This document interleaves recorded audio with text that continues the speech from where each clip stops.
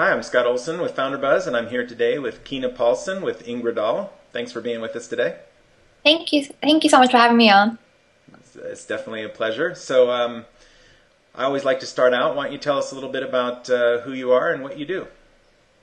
I'm Kine. I'm one of the co-founders of Ingri Dahl. I started with my twin sister. I think we had the idea about 2 years ago when we decided at the movie theaters that we really did not like the 3D glasses and we wanted to change that. And so we started thinking about how we could do it better. And then finally last year, after a lot of research, we launched in April. And yeah, we've just been working on that ever since. And I see that you've already got some kind of big names that are wearing your glasses. That's always a good start, right?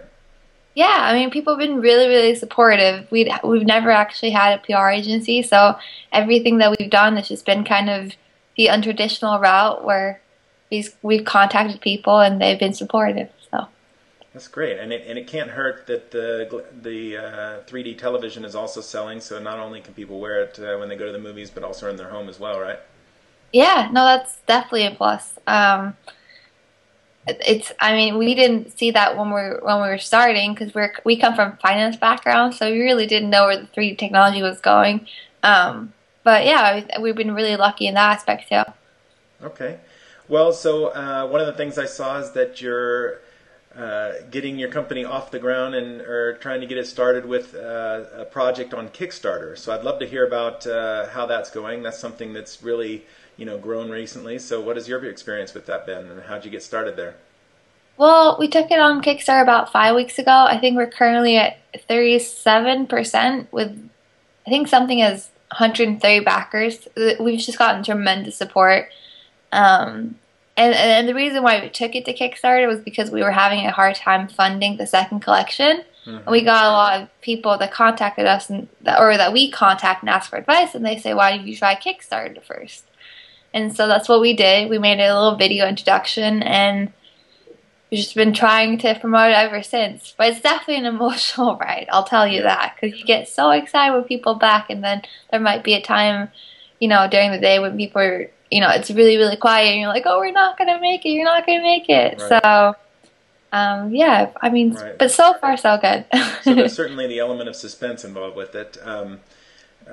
But it is a nice, no-risk way to move forward on a design project, right? I mean, this is, if there is demand out there for what you have, then you'll get it funded, but you don't risk any of your own capital right up front. Is that? Yeah, I mean, definitely. I think the only thing you really risk is your pride. Yeah. Now, what are your plans? So, hopefully, I'm definitely going to keep my fingers crossed that you make it, and I'm going to be following it. But what happens if you don't make it? So, what are your plans to move forward if the Kickstarter project? I think you have till the end of January. If you don't meet your goal there. If we don't meet the goal, we're definitely just going to try to do the traditional route and seek traditional funding. Right. Let's not. I hope that doesn't happen. Right. Now, I don't support all the people around me. Sorry, what was that's that? okay. Can you try it again? Is that something that you could do again on Kickstarter? I'm not familiar with the rules of the things that they do there. Yeah, you can definitely. I mean, that happens all the time. Projects that relaunch and try it from a different angle. It's really interesting. There's an entire there's entire books you can read about this online, and it's all about the timing when you launch the project, how you go about having the project, what kind of pledges you have. So there's all these things that you could change. Yeah.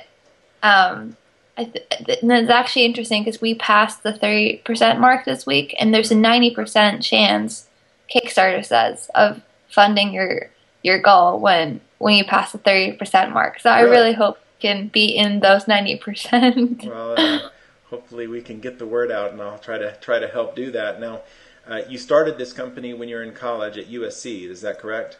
Yeah. Okay, and now are you finished with school, or are you still in school? Did you drop out of school, or what's the story there? Both of us graduated in May last year. Okay. And it was intended as a side project, but it really became a full-time job. So, yeah, that's what I've been doing since then. Okay. Well, thank you for your time today. I really appreciate it. Wish you the best of luck, and I'll be following your project, and definitely will share the link with the post to this video. Thank you so much for having me. I really appreciate it. Thank you, Kine.